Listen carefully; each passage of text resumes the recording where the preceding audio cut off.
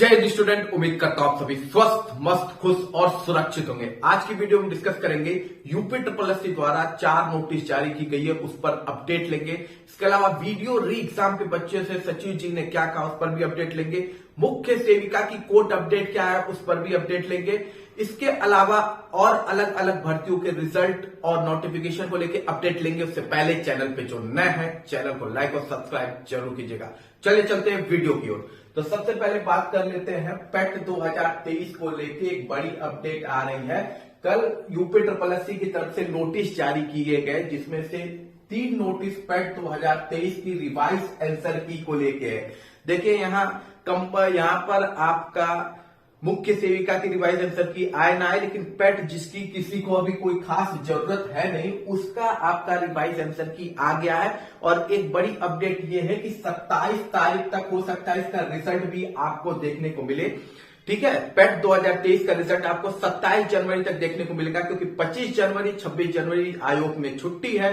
तो 27 से 28 जनवरी के बीच आपको जो पहला रिजल्ट देखने को मिलेगा यूपी SSSC की तरफ से, वो भी पेट 2023 का होगा। उसके बाद जो अगली भर्ती आपको देखने को मिलेगी, वो आपकी जूनियर असिस्टेंट 1262 का रिजल्ट हो सकता है, या कंबाइंड टेक्निकल का रिजल्ट हो सकता है। इन्हीं दोनों में से आपका रिजल्ट डिक्लेयर होगा अगला पेट के बाद। ठीक है, जो वैकेंसी आपकी जूनियर इंजीनियर और एजीटीए की आने वाली थी पेट 2022 से, वो अब पेट 2023 से आएगी। 2022 से ये भर्ती नहीं आने वाली है, क्योंकि पेट 2022 की वैलिडिटी को बढ़ाया नहीं गया है, खत्म कर दिया गया। 2023 का रिजल्ट आपको डिक्लेयर करके जो भर्ती आपको देखने को मिलेगी, फरवरी में ये भर्ती आएंगी, और उसमें जूनियर इंजीनियर की और एजीटीए की भर्ती होगी। जूनियर इंजीनियर की भर्ती एकदम बन के तैयार है, लेकिन अभी तो बस उसे रिलीज करना है, और उसमें भी उन्हें टाइम लग रहा है। अब उम्मीद यही है कि पेट 2023 से आपको ये भर्ती देखने को मिलेगी, 2022 से ये भर्ती नहीं आने वाली है।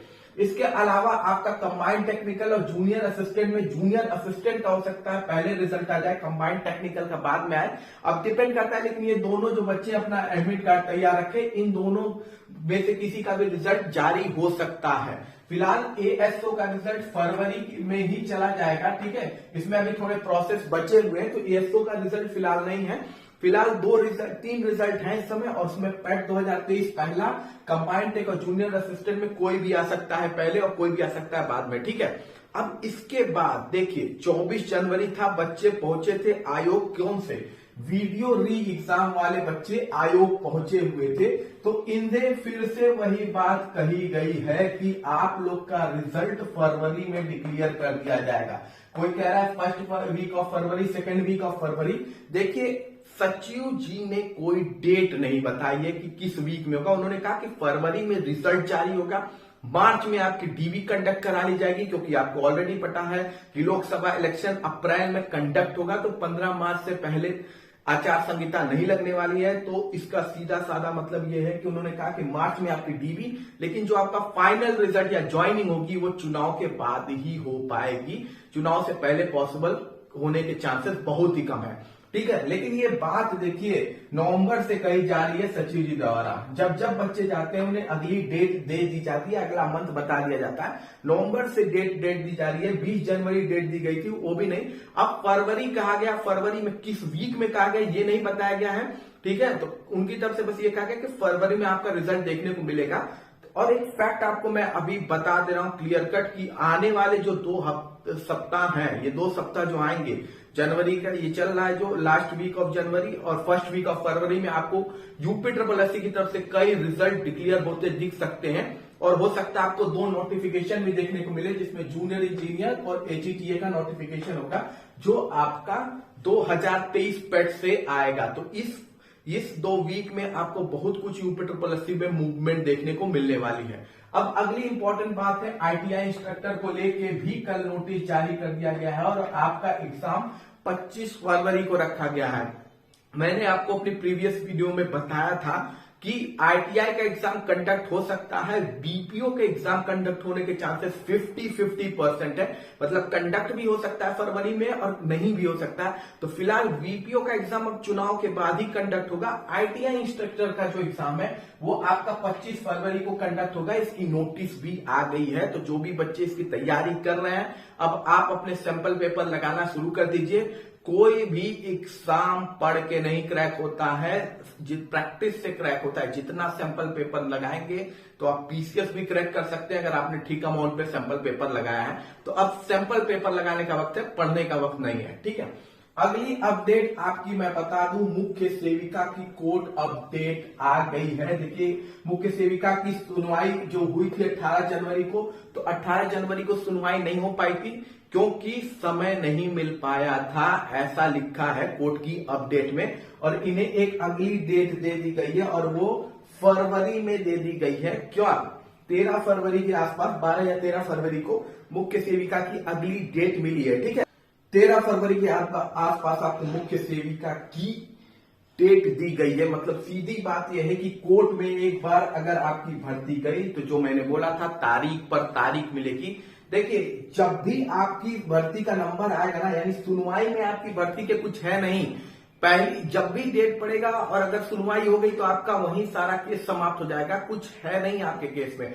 लेकिन प्रॉब्लम यह है कि कोर्ट में इस केस का नंबर आए सुनवाई के समय तब ना, क्योंकि देखिए सबसे पहले फ्रेश केस सुना जाता है, उसके बाद आपका पुराना केस सुना जाता है। 2 बार से नंबर ही नहीं आ पा रहा है मुख्य सेविका के का सुनवाई का, क्योंकि अगर नंबर आ गया तो आपके केस में कोई दम नहीं है, आपका केस वहीं खत्म हो जाएगा, ठीक है। अब हमें करना क्या है, अगर हमें चाहिए कि भाई ये सुनवाई हो जाए, क्योंकि एक बड़ी बात ध्यान रखिए कि 15 मार्च से पहले आचार संहिता नहीं लगने वाली है, तो आपके पास पूरा लगभग 1.5 महीने का समय है और ये समय बहुत है इसकी आपका डीवी रिजल्ट तक डिक्लेयर करने के लिए, ये समय बहुत है। लेकिन आपको कुछ कार्य करने होंगे, उसमें सबसे पहले तो आपको अब सबसे पहले यूनाइट होने की जरूरत है। जूनियर इंजीनियर के बच्चे कल धरना दे आए आपके सीएम आवास के सामने, एएसओ के बच्चे कॉन्टिन्यूअस धरना दे रहे हैं आयोग के सामने।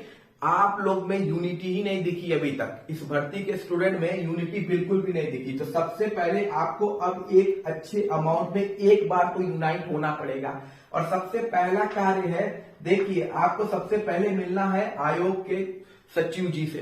उनसे कहना है कि आपकी भर्ती को प्राथमिकता, मतलब सुनवाई में प्राथमिकता मिले, इसके लिए कोशिश करें। भाई आयोग कोशिश करेगा कि जल्द से जल्द केस का निपटारा कर लिया जाए, तो केस का निपटारा हो सकता है। लेखपाल में ये होते आप देख चुके हैं, तो आपको ये रिक्वेस्ट करनी है कि सर कोशिश करें कि इसकी सुनवाई जल्द से जल्द हो। तो आयोग की तरफ से भी थोड़ा जोड़ दिया जाएगा जिससे आपके केस में मूवमेंट आएगी।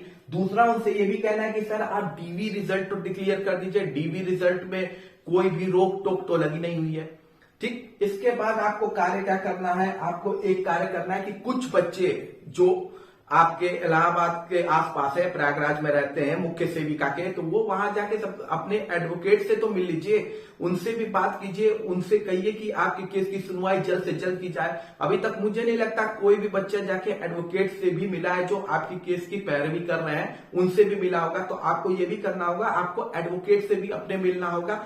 और तीसरा, जो गोरखपुर के बच्चे हैं वो एक कार्य कर सकते हैं कि वो भी एक अपना लिख के लेटर और एप्लीकेशन सबमिट कर सकते हैं कि जिसकी वजह से उनके ऊपर से, देखिए आयोग में ऊपर से जब तक प्रेशर नहीं पड़ता है कार्य नहीं होता है, और ऊपर से प्रेशर तभी पड़ेगा जब आप जनता दरबार में अवेलेबल होंगे और वहां आपकी बात सुनी जाएगी। जनता दरबार में बात सुनी गई, वहां से प्रेशर डाला जाएगा तो आपका कार्य हो जाएगा। तो ये 3 कार्य करना है, आप लोग अपनी टीम बनाइए और इस 3 कार्य को करना बहुत ही अनिवार्य है अगर आप चाहते हैं कि आपकी केस की सुनवाई हो। नहीं तो फिर कोर्ट में नंबर आता ही रहेगा, आपके केस में कोई दम है नहीं।